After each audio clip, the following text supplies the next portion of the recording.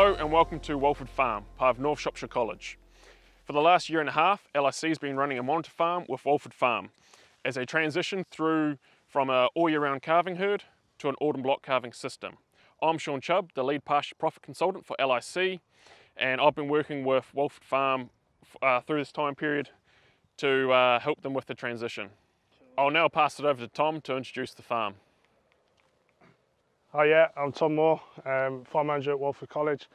We were traditionally all year round calving herd, milking high yielding Holsteins. In the last 18 months we've been transitioning herd to a pasture based autumn calving herd.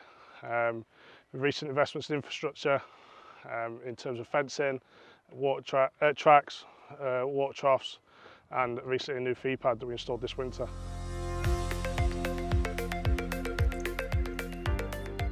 So 12 months ago, Tom, you turned the cows out to start grazing. How are you noticing the difference in terms of this turnout versus last year and overall contentment on the grass? So we turned that later this year than what we did last year, but that was really to do with grass growth and covers last year. But in terms of the grazing ability, the grazing ability has been so much different this year compared to last year. They're a lot more comfortable with hitting residuals like this we've got behind us. They're a lot more comfortable with standing harsher weather now as well. And we had in-terrain on Saturday and the cows were still stood up grazing. So yeah, they're just a lot better, seem more suited to the system now than perhaps they were 12 months ago. But I think our wintering helped on fodder beat with the spring calvers. They learned how to graze effectively. Yes. Hard. I mean, it was successful. We did really, really well with it, and we had, the cows calved down really well. So there was no issues around us doing it.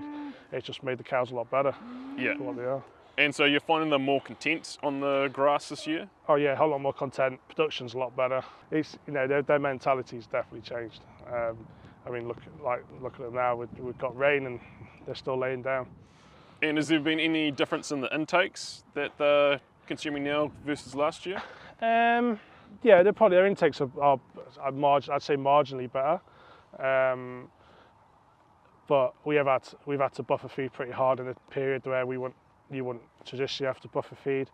Yeah, we're like everyone else really this year, and but the cows they haven't been lazy in their grazing. They were still able to go out, hit residuals, come back, get their feed. A lot of it comes down to, the cows have changed their mentality, but I think our management's changing as well all the time of how we're managing the cows and how, we're getting used to each other. They're doing what I want them to do, and vice versa. We're accommodating them a little bit more as well. Yeah. So yeah, it's playing hand in hand a bit better this year. Yeah. You don't really see any need to change the management of them to try and get better residuals from the grass or better performance from the grass in the short term? I'm pleasantly surprised by them. From working with crossbreds for a very long time, but grazing these Holsteins, and they won't do as good a job, quite a job as a crossbred, but they're not far behind. No. Management is a big factor in terms of getting these cows to graze. Yeah, oh definitely. Yeah. So talk us through how you manage the autumn heading into winter. Yeah, so we didn't traditionally build up a bank of grass before the last round. Probably we had a low stocking rate, and a lot of it was dictated by our decision to bring the cows in before we started breeding. That was with the milking cows and with the R2s. So I think we had a closing cover of like 2,170. We had a target of 2,122, and then we opened up at 2,4 in February. But the spring dry cows and the spring calving heifers, they actually stayed out all winter on grass till early January, just for New Year, and then they got transitioned onto fodder beat. So we only stopped grazing for a month in effect this year. So yeah, so it shows there's a lot of growth over that winter month. Yeah. Which is probably a good point to say what we're looking to do this coming winter. We're looking to take measurements and soil temperatures throughout winter just to ascertain how much actual growth we are getting in what months, and then from there look to see if we can actually do something in terms of keeping the cows out grazing throughout the winter if conditions hold, and therefore, you know, lower the concentrate needed, lower the protein in the concentrate, and hopefully push more litres from forage, and hopefully put us on track to hitting the 6,000 litres from forage target that we have for the farm long term. Yeah. So Tom, we're standing in a reseed here. Can you just talk us through what you've planted and the reason for picking that variety? So in this field here we put a hybrid mixture in, mainly for cutting, but it does have the ability to be grazed as well. Really it's just support for winter forage, be able to bulk up the clamp, potentially make bales later in the year, and we do have a slight requirement perhaps to provide a bit of hay for the equine department as well. So we've got 50 acres of this in, there's 25 here, 25 over the road, and then we did reseed 2 paddocks on the farm. One was obviously where the fodder beet was, and then there's one that was needing a bit of attention as well, that a bit compacted, a bit rotted, that we did identify last year was for reseed as well. So, but they've gone into a more pasture mix, a high ME type grass, and we added a kilo of clover into the mix as well. Yeah. And so how long are you hoping for this lay to last in this field here? So this lay will actually only probably last just over a year, because what we'll do, we're going to recycle it with the maize. So we need about 46 acres, 50 acres of maize every year for winter forage as well. So we'll what we plan on doing is using like a hybrid fast growing variety of grass for silage cutting, to go in behind the maize, and to obviously there's legislations that are coming about fallow ground and stuff like that, so combat that, but it gives the ability then to have a decent cut in the spring. But also then we do have an ability that we potentially need a few sheep on the farm area for student purposes and for teaching facilities, so we can outwinter perhaps sheep on here, or maybe if we have to do young stock at some point, or yes. It's flexibility, it's variability, there's variation. We can do what we want to do, and it's more forage in the clamp, more forage in the system. So yeah. And so with your maize and your grass rotations and that, are you going to look to use your hybrids going forward in those rotations? Yeah, perhaps. I think like the maize we want. I think we're just going to isolate 2 blocks of ground. I think we're just this block of ground this year is obviously in grass. Way in the village is down in maize, and then we'll switch it next year, and then we'll just keep switching it round and keep using these outline areas and maximising what we do on them and stuff. Yes, yeah. And just while you're touching on the maize, obviously earlier on this year we've been talking about for a fair bit about using beta maize. So for people who are not or don't know what beta maize is, it's about ensiling fodder beet in with the maize. So we'd obviously talked about that, we'd discussed how we could make it happen in terms of the maize and the fodder beet turning up at the same time and getting it layered within the maize, and even moved on to the financial side of working out if it was going to be profitable to do. And then flowing on from there, you've since decided not to progress with that. Can you just talk us through why you've decided not to go down the route of ensiling the fodder beet in with the maize? Well, there's a few reasons. Obviously, we're still ahead in transition. We achieved some pretty good things last year. We're afraid of just any change having a knock-on effect on that. So that was part of the reason. So we've become a bit apprehensive about what we're doing. But also, I think there's the compromise that I felt that you lose a compromise. One or the other, whether it be the beet or the maize, had to be a compromise to make the two work and go into the clamp. Then there was also the flexibility side of it. If we wanted to increase the fodder beet in the ration through the winter, or if we need to increase the maize in the fodder beet, increase the maize in the ration, we wouldn't be able to do that with beta maize because we're stuck with just 2 products in one. So I think that was a little bit. We thought let's just keep it simple for a bit, and perhaps going forward, maybe review it, go again, look at it. But I think we made the right decision this year, just to take the foot off the gas with that one. And yeah, So. No, fair enough. Yeah, well, keeping a simplistic system is probably the easiest way forward for management and potentially profitability-wise as well. So, it would have been good to see how it would go in a dairying system over here, and how profitable it could be for the system. But at the end of the day, we need to be think about other things as well than just yeah, looking at one aspect of the farm. Yeah.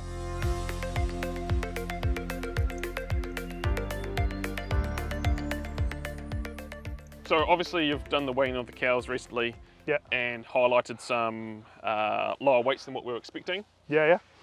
Are you able to go through what you found and yeah, how that has sort of opened your eyes a little bit? So yeah, we found out that the cows weren't probably as heavy as what we all expected. There was a bit of a worry, I think, at the time when we weighed them. We did check the scales; they were that light, but yeah, everything's correct. They are what they are, and I think we've had a lot of time to ponder, and it's put a lot of pieces together in the jigsaw, and the whole story and the whole jigsaw of what's quietly been happening behind the scenes, and it leaves us to wonder where the herd will go. Yeah. Well, I um, remember when you told me, I thought the scales were definitely wrong, until we actually went out and actually looked at the cows individually and compared them one to one. Then yeah, light bulbs started going off. But yeah, so what was the range in the weights for the Holstein cows? So these cows actually average between 540 up to about 660. Yeah. So somewhat less than the sort of 750 that we were expecting for the cows. I think there's only two or three cows that actually touched that. So this is one of the cows that was weighed. Yeah. So what was the weight of her? So she's obviously mid-lactation. We weighed her to get a decent, accurate weigh-in, and she come out at 600 kilo. Yeah. Which is a fair bit less than what we were sort of estimating the herd to be at. Yeah. It's a fair difference. She hasn't really shown her true genetic potential when you look at No. the other cows in the herd. Litres wise, she's not. No. She probably peaked at like 26 litres, 27 litres. Yeah. Yeah. She's typical of the heifers and that born in that period. Yeah. And so how early does it go in terms of before you get back to, say, you know, your more depthier, wider Holsteins? I think anything 2017 born onwards is proven to be challenging. But anything pre-2017, they're a lot better, a lot more depth, a lot more frame, they're more typical Holstein, more typical milking cow. It put a lot of pieces together. You know, we've all been pleasantly surprised by how these cows can graze, but then when you find out they're only 600 kilos, it's a bit dampening on the morale. But then it starts to make sense of why actually these cows can be pushed that little bit harder. And and I know you probably don't want to hear it, but it's probably a silver lining in the fact that some of these cows have been checked a little bit, because that's meant that only the cows that have good fertility have managed to make it into the herd. And so actually through this transition period with their higher fertility, they're more likely to stay in it under good management. So yeah, silver lining for this transition, but obviously, you know, looking back retrospectively, it's a bit of a shame that these girls haven't really had the chance to really shine. But I think what it will do, we spoke about it before, is it leaves us a big question mark over the R1s. Yes. And what they are capable of. Yeah. Well, you know, we'll obviously the breeding plans to bring the live weight down, but some of these girls aren't actually that far off, or actually at our target weight. So yeah, with the rearing of the animals that we're looking at the R1s now, you probably say that average live weight's going to go up before it comes back down. Yeah, and potentially production with it. Yeah.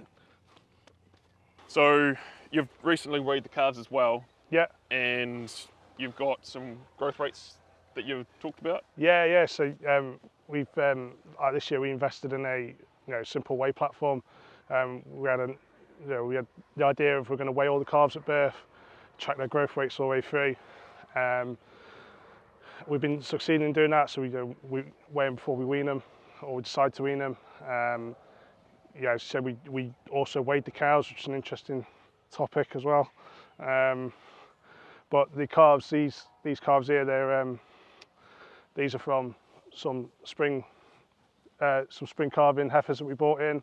They're not actually genetics we've chosen or from our cows. These girls here, they've reached 0.8, so they've achieved their target growth weight. But some of the calves that are just starting to wean this week now in the shed are from the bulls that we selected, we put on our heifers, and they've achieved growth rates of 1.2. Yeah. That's saying. So that obviously gives you a lot more confidence now after weighing the cows that the genetic potential's there for the cows to, or for these calves to go on, and we're not actually going to be dropping the weight too low. No, and we've done, in terms of rearing, nothing's been different. Same calf rearer, same feed, same shed, same process. So yeah, it has to come from the dam, we feel. Yes. So it's from that.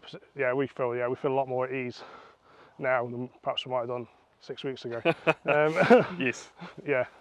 So yeah, obviously you've put jerseys over the cows in the autumn, and there was a bit of a oh no moment when you weighed the cows with have we potentially dropped the live weight too far? But because what are the growth weights that the other calves are achieving? The ones that are about to be weaned. 1.2. 1.2. So like 0.4 difference. Yeah. So yeah, that can only really be put down to the genetics of the mother. Yeah, and they were both similar birth weights between those calves and these calves. Yes. So these are the autumn-born calves. Yeah.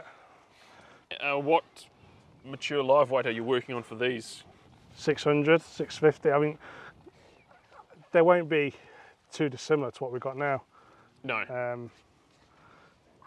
But their growth rates are phenomenal. So what are they currently growing at? These guys are doing just over 1.1 a day. Oh, that's good. They're 8 months old. Yes. The oldest will be 8 months old, so the youngest will be a bit further behind that, will be about 5 or 6 months old, but they're doing really well. Not being fed any corn. No. This is just solely off grass. Solely off grass. Putting condition on as well, in fairness to them. The calf rearing, the whole young stock rearing side of things has been adapted and changed, and it's massive. It's reaping rewards. Yes. We're definitely getting the benefits from it. No, definitely. Like, just looking at the size of these calves compared to even the R2s that are coming in. Yeah. Like they're not half the size of the R2s, which you'd sort of be expecting at this time. Yeah. They're almost 2/3 of the size of the R2s, which is going to put them in good stead to enter the herd and top condition to absolutely fly. So obviously it was one of my targets for you to weigh this stock, and are you glad I put it down as the target? Yeah, I think in the grand scheme of things, it's definitely the right thing to do, and the high importance of it. I think for any herd of doing it, just get a grip of what your stock actually are and what you're actually achieving, because you don't know if you're achieving your growth rates. And then again, we didn't make breeding decisions based on the weights of the cows, where perhaps if we knew the weights of the cows at the time, we could have made decisions on the breeding. But I think we'll be okay looking with what we've achieved with what we're achieving so far, and actually the difference in the weights between two different types of cows. Yes. I think we'll be all right. They will utilise that genetic potential, but there's always a risk there that they might not have done as well. No. I think looking back, using the crossbreeds was possibly a good choice for the first time. Yeah. Looking back at the weights, thinking, well, is it the cow sizes or is it the actual rearing of them that's led to the animals getting to that size? But looking at these coming through now, you can easily say, well, all right, genetic potential's there that we can go in with the jerseys, and you're not going to be breeding some smaller animal that you're not going to be really want in the herd. Yeah. But also what's promising to show is you said that they're 8 months old, but they're already cycling, which is a pleasant sight to see, with the fact that it shows that they've got good genetics in there, because a high genetic worth animal's going to come into heat or come into cycle a lot sooner than a lower genetic potential animal. Yeah.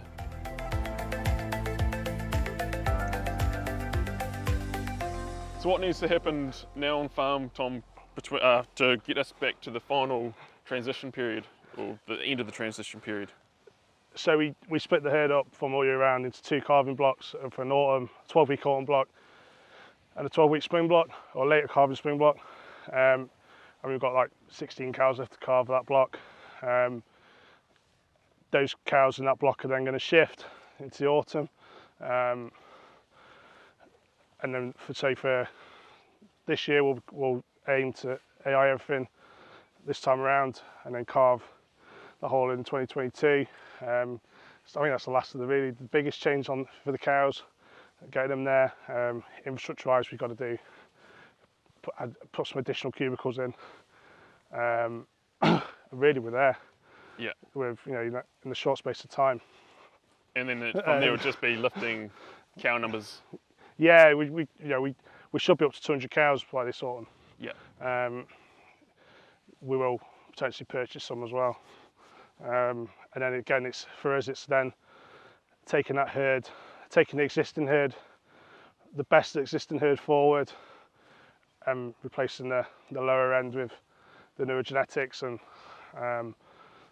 adapting, and then changing what we do, what we've done in the past. I mean, we spoke with probably changing our milk contracts as well, which is another big change for us. So yeah, more impetus on getting the right breed of cow, yes, the right type of cow we want for the system that we're trying to imply here. Yeah.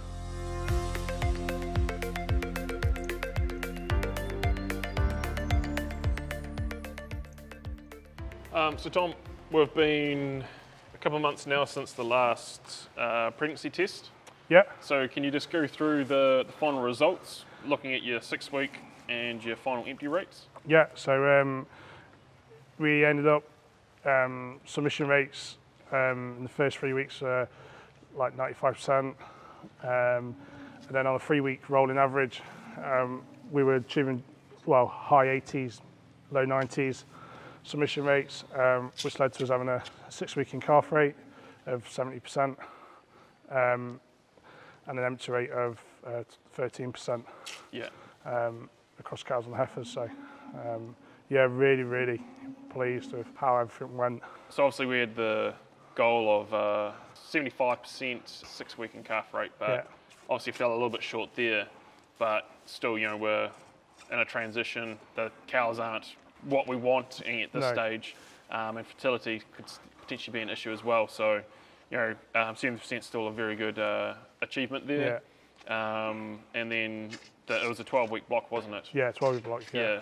To have 30% empty at the end of that's still pretty good. When when we started this process, a year and a half ago, we were sort of thinking 30 to 20% will be dropping out first and second year. Yeah.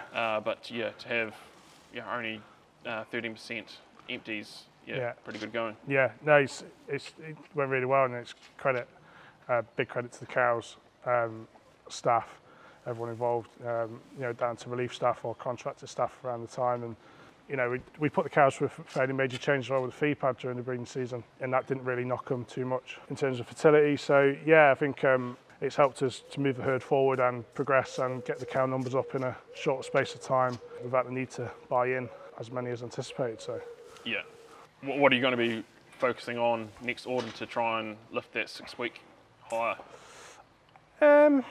I mean, body condition at the start, I think it's probably key. I think the cows were probably a little bit on the lighter side this time around. Saying that, I think, yeah, we had a few cows that calved in the back end of the block that managed to make the first 6 weeks. It was quite phenomenal. Some cows you wouldn't have expected even getting calf got in calf in the first 6 weeks as well. Yes. We've still been learning over the last 18 months with the cow manager system, and I felt every block got better and better. And the more we used it and the more we got used to it. We were serving cows last time with a sniff of heat on the system, and that really worked for us. And there was a massive difference from the 2 autumns or from the autumn to the spring in terms of in calf rates and stuff. So yeah, I think there's just a few key areas we need to pick up on to improve it. But I can't stand it. Yeah, heat detection wise, I think we're pretty well set up and settled on that. And again, I think a bit more training with staff prior to the breeding season always helps, refresh their minds and get them ready for what we're trying to do. And yeah. Well, that's everything that we needed to cover off today. So I'd like to thank everyone for participating in this webinar. But before we go and open it up to questions, I'd just like to let everyone know that we're looking to hold an open day on the Wednesday, the 21st of July, here on the farm. So yeah, keep an eye on the LIC Facebook page, also the North Shropshire College Facebook page and website as well to see the details, times and whatnot for this open day. Thank you.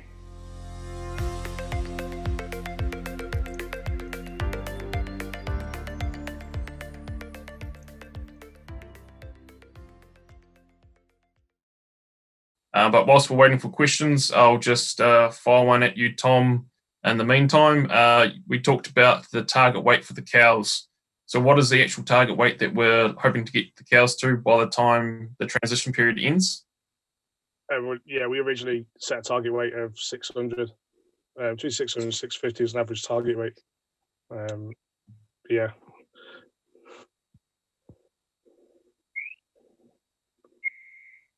All right, yeah, your video's a little bit slow there, but no, we got that.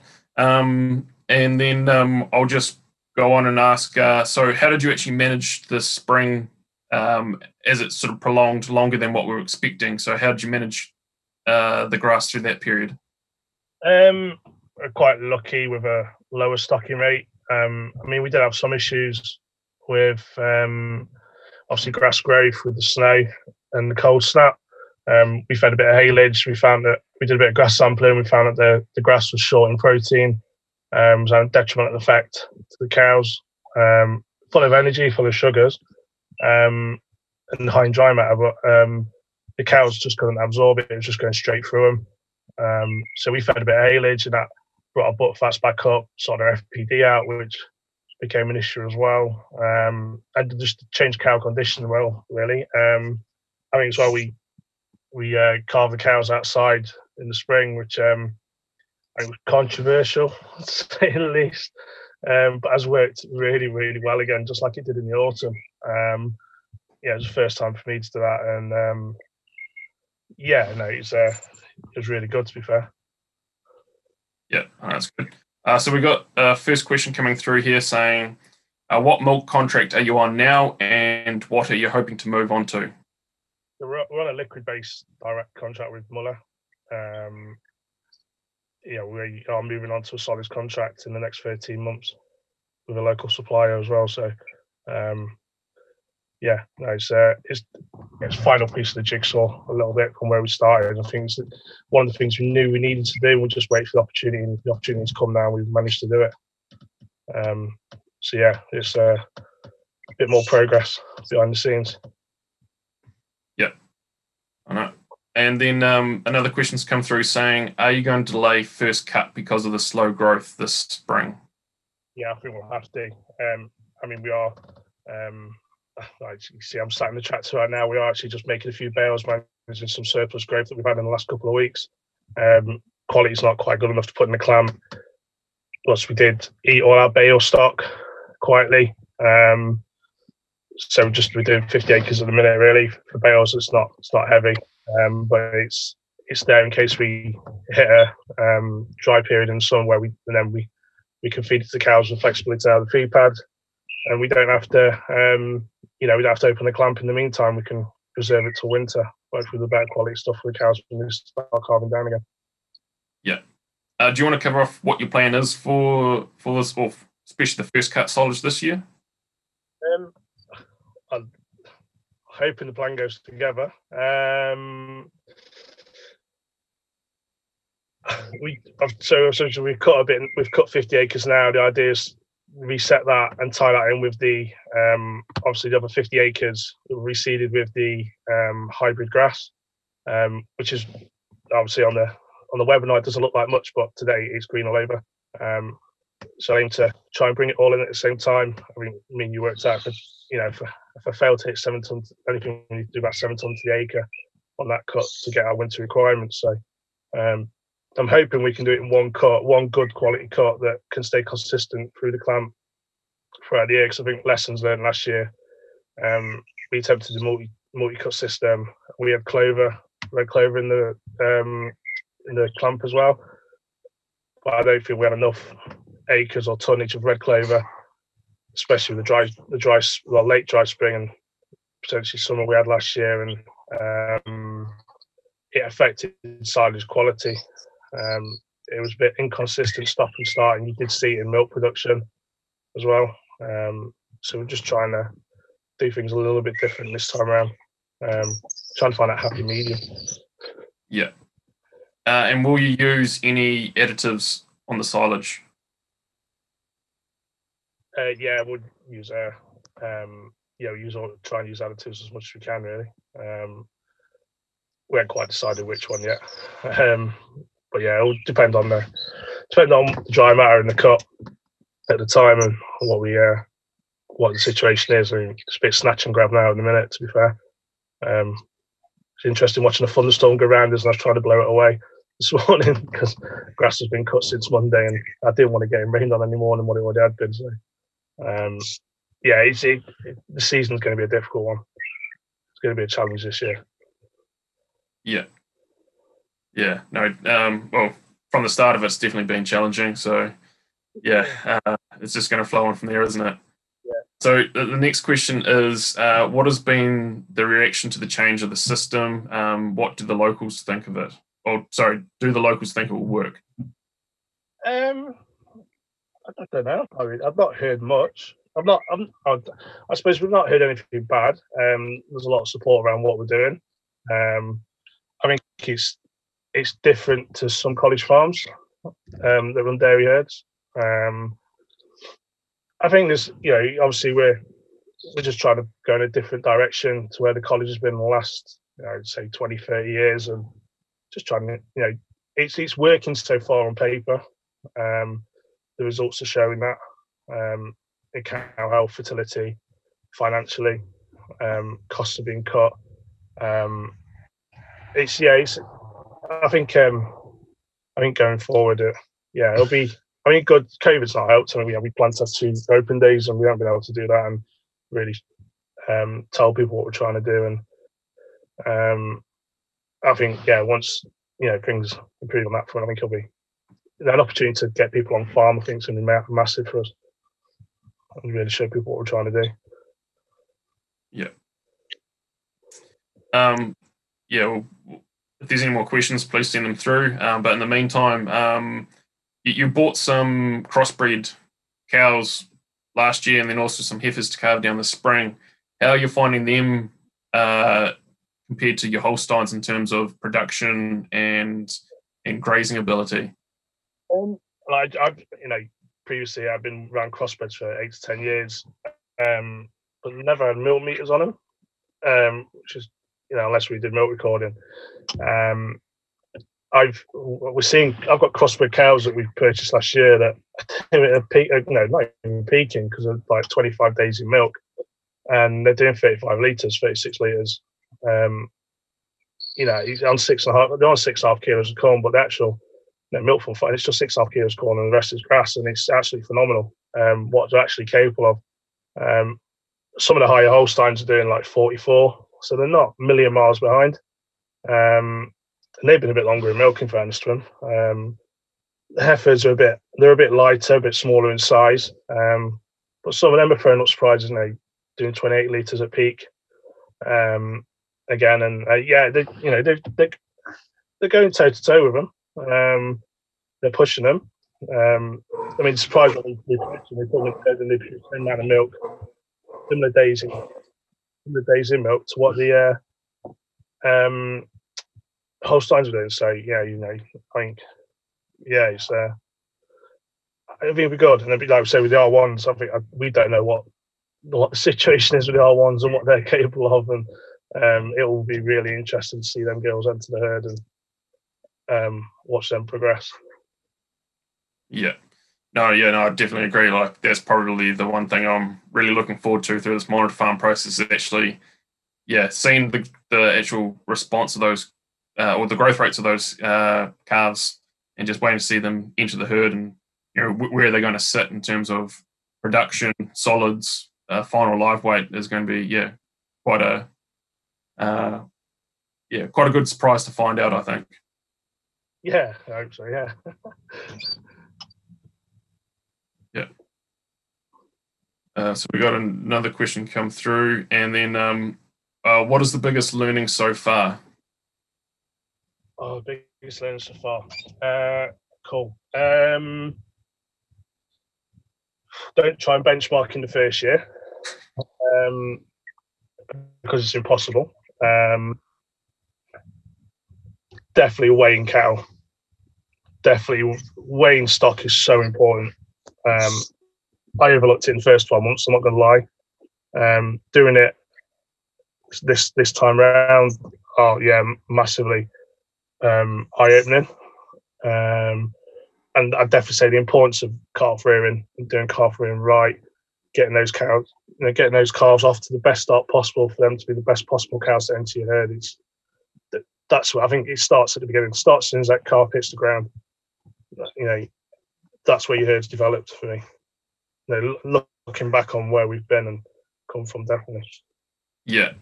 Well, the calf rearing, as you said, it's been vital, really.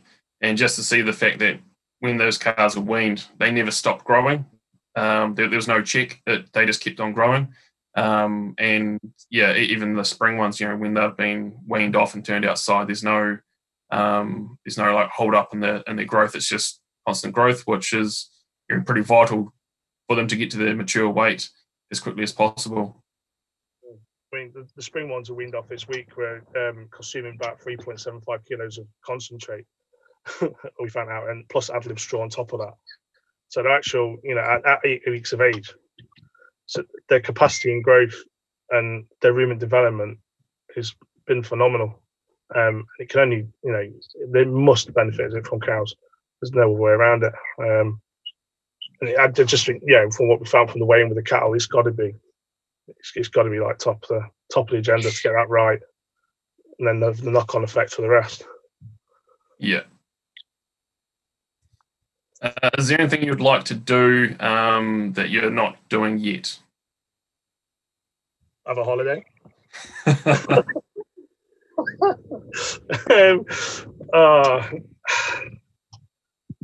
I don't know. I mean,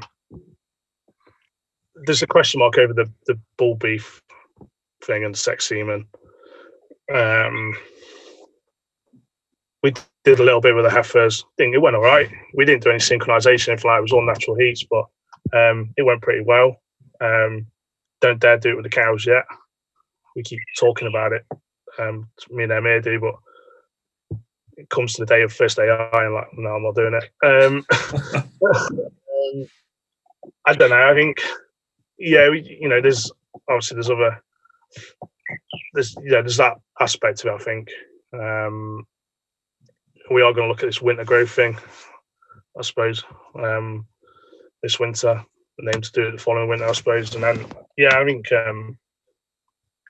just get the foundations in place has been the main key focus really in the last few years, to get these cows profitable and making money and consuming as much forage as possible to help that. And I think going forward, just to advance the herd genetically and change their type and maximize our new milk contract potentially. So So that's probably a good question just on the new milk contract. Is your breeding decisions going to change from what you thought they were going to be with the new milk contract? No, we set up. I think we set up that way, didn't we? We always started with a goal of we were going to crossbreed, increase our solids, and then find the contract. We've just been fortunate enough that we found the contract now, and in 13 months' time, when we enter the contract, half the herd will be crossbred. And I think that'll only, and that'll get stronger before we become a full crossbred herd in the next few years. And the more young stock will generate through. Obviously we use sex semen. we'll be able to dilute out those cows that don't quite fit what we're trying to do or trying to achieve. So, yeah, I think, yeah, definitely. Yeah, we always started off with that mindset of being basing ourselves on milk solid instead of litres sold. Yeah. But you're not going to need to increase fat or protein from what you have been breeding for originally? I don't know until they hit the herd. I don't know. There's one answer to that. I think, perhaps, if we find that we need to increase either or, and we get paid more on protein and raw fat. But I think, until these R1s hit the herd and we see what cows we're actually dealing with. I think for us, the main aspect was sorting out fertility. Was sorting out size of the cow, but anyway, that's another question. But yeah, I think until we can know what we're dealing with a little bit. But I think we've used crossbred quite a lot, so we should have the best of both worlds. We did use Jersey last year. Potentially use a bit more Jersey again this year, but we are aiming for a more uniform type of cow, and just an all rounder. Yeah, all right, perfect. I'll give one more last chance for any more questions to come through. If there's nothing there, then we'll wind up the evening. And if everyone can, or if anyone's interested in coming along to, we do have another question here. Sorry, came through the chat. Are you measuring milk characteristics? We do monthly milk recording through NMR. So we're measuring it that way. I know we're going to enter these cows then into your breeding decision program. Start selecting for my best cows going forward, and utilising the genetics within the herd. Yeah. Cool. We'll wind things up there now for tonight. So thanks everyone for coming along. And as I was saying before that last question come through, if you're wanting to come to the open day, please keep an eye out on the LIC Facebook page, and also actually I'll get you to say your Facebook page, Tom, just in case I get it wrong. It's the we have the North Shropshire College Facebook page, but there's actually a North Shropshire College grass-based dairy as well on Facebook, which is more focused around the farm. Yeah. So if you look out for those Facebook pages, then you'll be able to see the times, dates, and registrations for the upcoming open day in July. We'll leave it there for tonight. So thank you everyone for coming along, and hopefully we'll see you in the future.